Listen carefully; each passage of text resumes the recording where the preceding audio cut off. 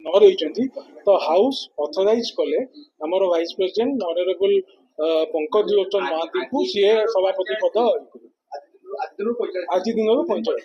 45 days जेहेतु आम one day international अच्छी वन डे पर आम इलेक्शन जमती आप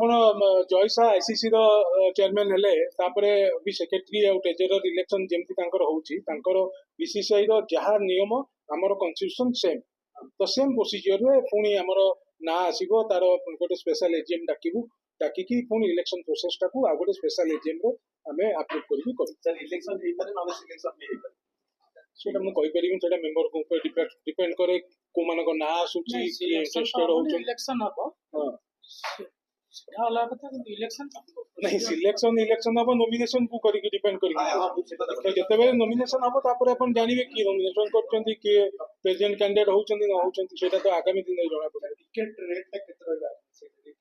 बुझबे टिकट रेट प्राय हमें कमी दी प्राय जति कि हमें ये रखितलु तो बहुत रेट 100-200 टंका सब गैलेज कम कराई छी सेटा मु आपन को देई देबी मो